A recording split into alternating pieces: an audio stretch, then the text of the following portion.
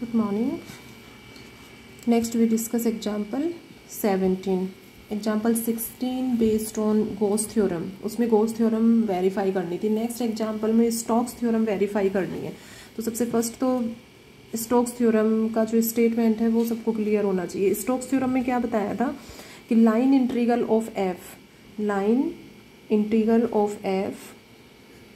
Line integral की definition clear होनी चाहिए. इसके लिए एक तो first line integral of F is related to the surface integral such that surface integral. Line integral को कैसे रिप्रेजेंट करोगे? Close contour C F dot D Y equal to line integral of F along to the close contour C is equal to the surface integral of curl F dot N cap. Stokes theorem का statement पहले discuss कर चुके. उसमें यही बताया था कि F is continuous differentiable function, then line integral of F along to the close curve C is related to the surface integral as this. Index notation में रिप्रेजेंट कर सकते हो इसको. इंडेक्स नोटेशन में इसको रिप्रेजेंट करो तो किस तरह से रिप्रेजेंट करोगे? F I D Y I equal to surface integral of curl F है. कर्ल एफ का मीन्स क्या है? Del cross F. Del cross F को epsilon I J K F K comma J N आई. अच्छा, surface integral है तो ये D S और ठीक है. Curl F dot N cap D S epsilon I J K F K comma J N I D S. तो ये अपना स्टोक्स थ्योरम का स्टेटमेंट है. तो ये सबको लर्न होना चाहिए. देखो एग्जाम्पल 17 में क्या क्या गिवन है. Q I means Q1 equal to 0, Q2 equal to Q1 equal to 0, Q2 equal to 2y2 and Q3 equal to -2y3. ठीक है, Q1 Q2 Q3 की वैल्यू गिवन है. स्टोक थ्योरम वेरीफाई करनी है by taking line integral of Q I along the triangle ABC.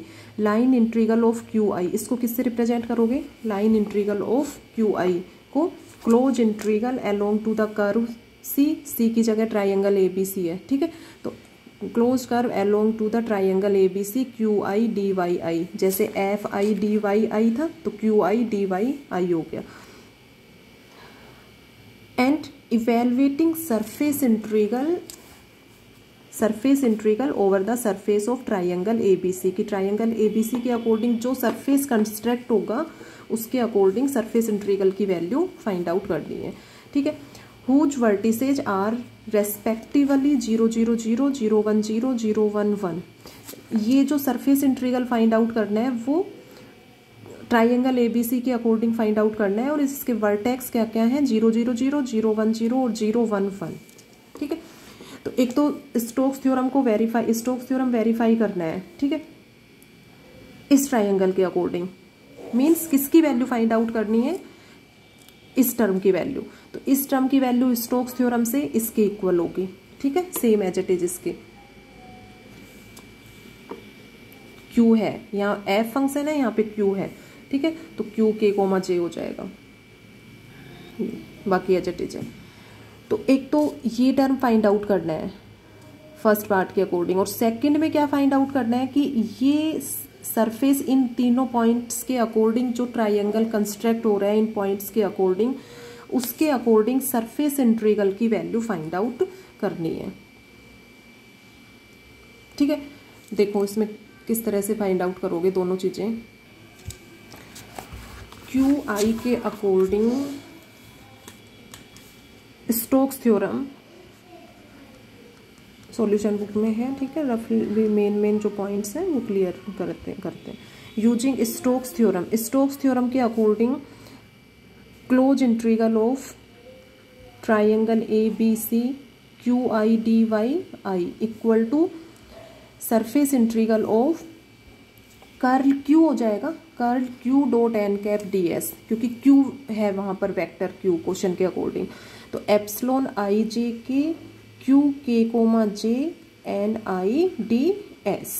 ठीक है, S का means क्या है यहाँ पर, surface of triangle A B C. तो कंप्लीट भी यहाँ पर रिप्रेजेंट कर सकते हो, ऐसे भी रिप्रेजेंट कर सकते हो, surface of triangle A B सी।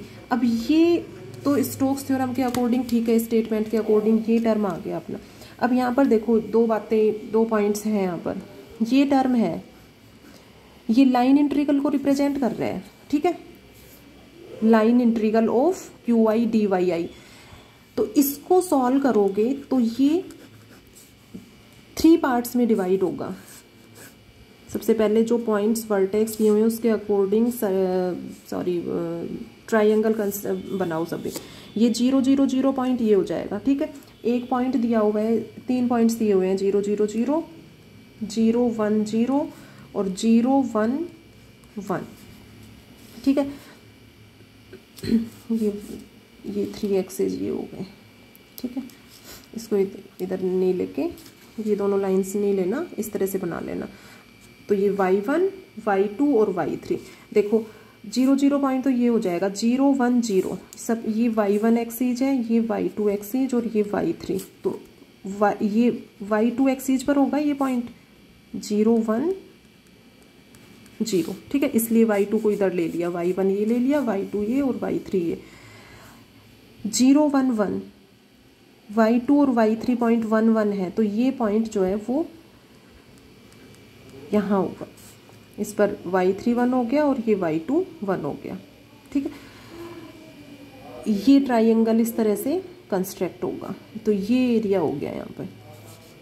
इसको नेम्स दो, ये ओ ले लो, या क्वेश्चन के अकॉर्डिंग ए बी और सी, ये ट्राइंगल हो गया, ठीक है। तो इन पॉइंट्स के अकॉर्डिंग ए बी सी। अब ये जो ट्राइंगल है ये line integral of Q I D Y I, तो इसको 3 पार्ट्स में डिवाइड करोगे क्योंकि ये ट्राइंगल 3 लाइंस से कंस्ट्रक्ट हो रहा है, ए बी बी सी और सी ए। तो सबसे फर्स्ट तो जो लेफ्ट हैंड साइड को सॉल्व करोगे, स्टोक्स थ्योरम को वेरीफाई करना है, ठीक है, दोनों टर्म्स के अकॉर्डिंग। अब ये दोनों इक्वल होंगे तभी स्टोक्स थ्योरम वेरीफाई होगी। तो इसको तो सॉल्यूशन के लिए 3 पार्ट्स में डिवाइड करोगे। किस तरह से, along to triangle A B C Q I D Y I, close integral of triangle A B C, I की वैल्यू 1 2 3 होगी, ठीक है। तो ये Q1 dy1 plus Q2 dy2 plus Q3 dy3, ये हो गया। अब ये 3 पार्ट्स में डिवाइड करो इसको, इस ट्राइंगल को। ये ट्राइंगल किन लाइनों से कंस्ट्रक्ट हो रहा है, line A B plus B C plus C A. Clear है सभी को। तो इसको 3 पार्ट्स में डिवाइड करोगे नेक्स्ट इसके सॉल्यूशन के लिए। तो ये हो जाएगा ए बी, ये Q1 dy1 plus Q2 dy2 plus Q3 dy3 H it is A B plus B C plus C A, इस तरह से। फिर इन तीनों टर्म्स को सॉल्व करेंगे। इसके लिए राइट हैंड साइड के सॉल्यूशन के लिए इस टर्म को सॉल्व करेंगे, epsilon I J K Q K comma जे, ठीक है। यहाँ भी आई जे के जो है वो 1 2 और 3 तीनों वैल्यूज लेंगे।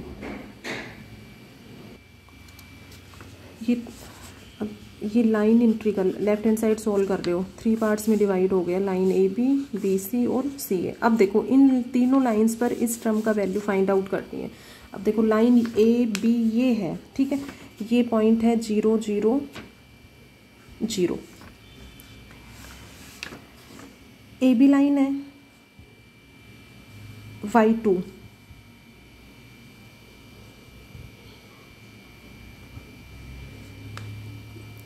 y2 एक्सीज है, ठीक है। इस पर y1 और y3 दोनों 0 होंगे, तो y1 0 और y3 0, means y1 0 dy1 0 dy3 0, तो ये दोनों टर्म्स 0 हो गई। तो इसके अकॉर्डिंग ये आएगा ए बी Q2 dy2, ये तो 0 हो गए dy1 और dy3, क्योंकि y2 एक्सीज पर y1 0 और y3 0। Q2 की वैल्यू देखो, Q2 अपने पास है 2y2 dy2, सेकंड इस पे आ जाओ, BC लाइन की बात करें, इसमें y2 बता सकते हो, ये लाइन AB पर। अब इसमें ओनली y2 है वेरिएबल, तो AB लाइन के अकॉर्डिंग y2 कहाँ से कहाँ तक टेंड करेगा, 0 to 1।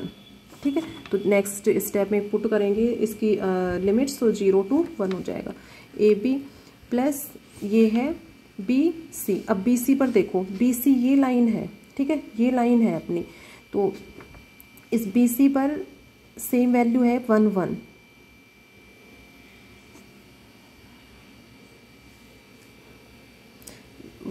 और ये 0 0, y1 और y2 दोनों सेम है। ठीक है, तो y1 0 और y2 इक्वल टू 1, तो y1 0 है तो इसके अकॉर्डिंग dy1 0 हो जाएगा, और ये dy2 इक्वल टू भी क्या हो जाएगा, 0 हो जाएगा। तो ये दोनों टर्म 0 हो जाएंगी इस लाइन पर, क्योंकि इस लाइन के अकॉर्डिंग y1 0 है और y2 1 है। ठीक है, और y3 की वैल्यू कहाँ से कहाँ तक लाई करेगी, 0 से 1 तक, जैसे इसमें y2 0 से 1 तक था। तो इन दोनों वैल्यूज के अकॉर्डिंग ये दोनों टर्म 0 हो जाएंगी, ओनली ये रहेगा अपने पास। Q3 क्या है, -2y3 dy3। ठीक है, ओनली y3 वेरिएबल है, तो y3 की लिमिट से आएंगे यहाँ पे 0 to 1। करेक्ट हो गया। थर्ड लाइन देखो, CA, ये लाइन है CA। अब CA लाइन, तो इसमें ये 0 0 और 1 2 0 और 1 2 0, तो ये तो दोनों डिफरेंट हो गई। सेम पॉइंट क्या हो गया यहाँ पे, y1 0। ठीक है, y1 0 के अकॉर्डिंग dy1 0, तो ओनली ये टर्म 0 होगी। y2 और y3 कहाँ से कहाँ तक लाई कर रहे हैं इस लाइन के अकॉर्डिंग, 1 से 0 तक दोनों वैल्यूज। तो इसमें दोनों टर्म आएंगी, CA y1 0 कर दो और वैल्यू पुट कर दो 2y2 dy2 minus 2y3 dy3। ठीक है, ये स्टेप इसमें इंपॉर्टेंट है, ये क्लियर होना चाहिए कि किस तरह लाइंस के अकॉर्डिंग ये वैल्यूज यहाँ पर ली हैं। नेक्स्ट स्टेप में सिंपल इसको सॉल्व करना है। लिमिट AB लाइन के अकॉर्डिंग 0 to 1 हो गया, y2 tends to 0 to 1, 2y2 dy2। Integration easily कर सकते हो सभी, माइनस 2y3 dy3, 2 बाहर लेना चाहो तो बाहर ले सकते हो इसमें भी, और इसमें y3 0 to 1 plus CA line के अकॉर्डिंग y2 और y3 दोनों वेरिएबल 0 नहीं 1 लो। ये CA लाइन इस तरह से है अपनी, ये लाइन है, तो 1 1 से 0 0, तो 1 1 2 0 0। ठीक है, ये 2y2 dy2 minus 2y3 dy3। In terms को अलग करके भी ले सकते हो, जैसे 2y2 dy2, तो इसमें ओनली y2 की लिमिट यूज होगी, माइनस 2 तो सभी में कॉमन आ रहा है, तो ऑल थ्रू आउट कॉमन भी ले सकते हो, y3 dy3, इसमें y3 की लिमिट दोनों सेम है, 1 2 0 1 2 0। तो अब इसको इजीली सॉल्व कर लोगे। y2 इसका इंटीग्रेशन क्या हो जाएगा, y2 स्क्वायर अपॉन 2, फिर उसमें लिमिट पुट कर देना 0 to 1। तो इस टर्म को सॉल्व करोगे सभी को, तो ये इक्वल टू 0 आएगा। ठीक है, ये फर्स्ट टर्म 1, ये इसकी वैल्यू 1 आएगी, ये -1, ये -1 और लास्ट +1। ठीक है, सॉल्व इजीली सॉल्व कर लेना, सभी इंटीग्रेशन कर लेना, upper limit minus lower limit करके सॉल्व करोगे, वैल्यू 0 आएगी। तो इस टर्म की वैल्यू ये जो है इक्वेशन फर्स्ट में लेफ्ट हैंड साइड सॉल्व हो गया अपना। अब स्टोक्स थ्योरम वेरीफाई करनी है, तो इस टर्म को और सॉल्यूशन करेंगे राइट हैंड साइड को, तो ये टर्म भी किसके इक्वल आनी चाहिए, 0 के इक्वल आनी चाहिए, देन स्टोक्स थ्योरम वेरीफाई। अब इस टर्म के लिए इस टर्म को सॉल्व करो, एप्सिलॉन i j के q k j। कैसे सॉल्व करोगे इसको, ये किस किस के इक्वल होगा, तो इसकी वैल्यू यदि 0 आ जाती है तो ये पूरा टर्म अपना 0 हो जाएगा इस सरफेस के अकॉर्डिंग। तो ये है अपने पास एप्सिलॉन i j के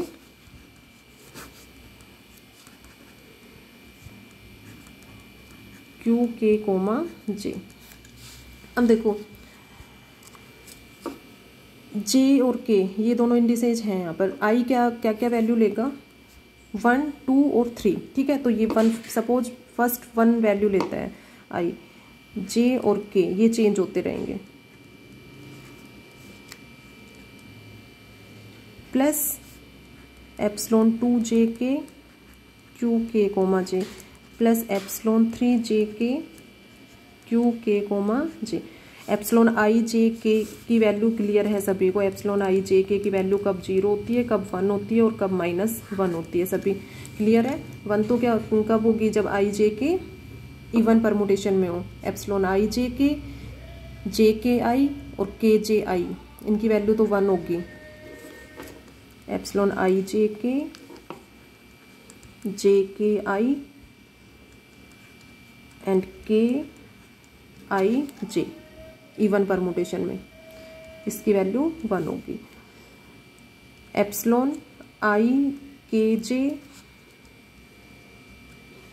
आई के ये ओड परमुटेशन के फॉर्म में हो जाएंगे, के जे आई, तो इनकी वैल्यू -1 होगी। इसके अलावा कोई भी दो सेम होते हैं तो उनकी वैल्यूज क्या हो जाएंगी, 0। परमुटेशन सिंबल में आप लोगों को ये क्लियर किया था, ठीक है, ये सबको क्लियर भी होगा।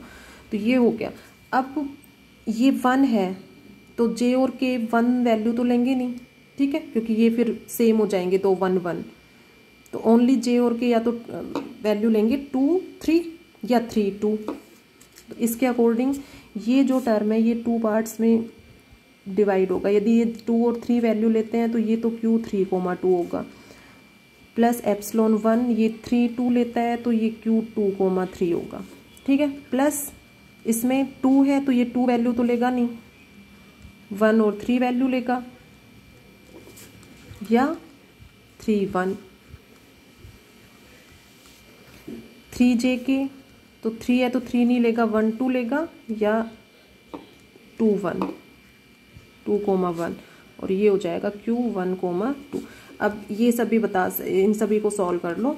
Q3, 2 का मीन्स क्या है, del Q3 upon del Y2।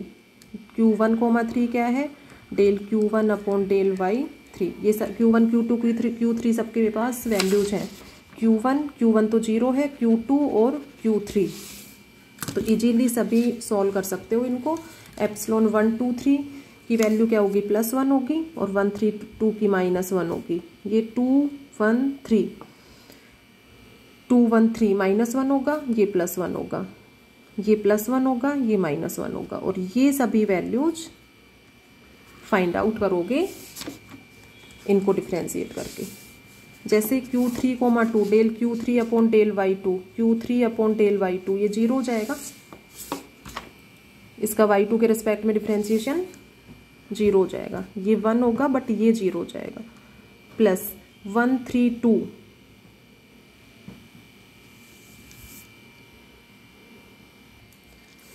तो ये -1 हो जाएगा, और Q2 की वैल्यू 2Y2 है तो 2Y2 का Y3 के रिस्पेक्ट में डिफ्रेंशिएशन 0 हो जाएगा। एप्सिलॉन 2 1 3 ये -1 होगा, ठीक है, और Q3, 1 इसका 0 हो जाएगा, क्योंकि Q3 2Y3 है, Y3 का Y1 के रिस्पेक्ट में डिफ्रेंशिएशन 0 हो जाएगा, इसलिए ये सभी वैल्यू 0 हो जाएंगी। Q1 0 है ही, Q1 तो इसका Y3 Y2 के रिस्पेक्ट में 0 हो जाएगा, तो ये सभी टर्म्स जो है वो 0 हो जाएंगी। क्लियर हो गया होगा सभी को। तो एक तो इनकी वैल्यू क्या होंगी ये क्लियर होना चाहिए, और ये कैसे फाइंड आउट करोगे ये बता दिया। Q1 Q2 Q3 है सबके पास तो उससे क्लियर हो गया।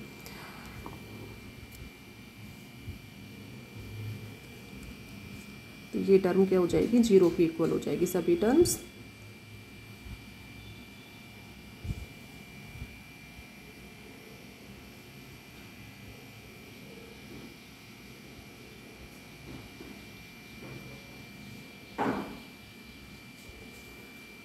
जीरो हो गई। अब epsilon I J K Q K comma जे 0 है तो इसमें 0 पुट करोगे तो 0 का ये पूरा टर्म जो है अपना वो 0 हो जाएगा। तो ये टर्म 0 के इक्वल आ गई थी और ये 0, तो दोनों इक्वल हो गए, तो स्टोक्स थ्योरम जो है वो वेरीफाई हो गई। ठीक है, अब बुक है सबके पास, सॉल्यूशन है, इसमें एक्सप्लेन कर दिया आप लोगों को अच्छे से। तो एग्जाम्पल 16th और 17th दोनों कंप्लीट करोगे। 16th में 2 फेसेज के अकॉर्डिंग बता दिया था, और ये जो 4 फेसेज और हैं इनके अकॉर्डिंग फाइंड आउट करके देखना इसकी वैल्यू। किसी में प्रॉब्लम आए तो पूछ लेना कि मैम ये सॉल्यूशन नहीं हुआ। तो अब एग्जाम्पल 16th और 17th दोनों कंप्लीट करोगे।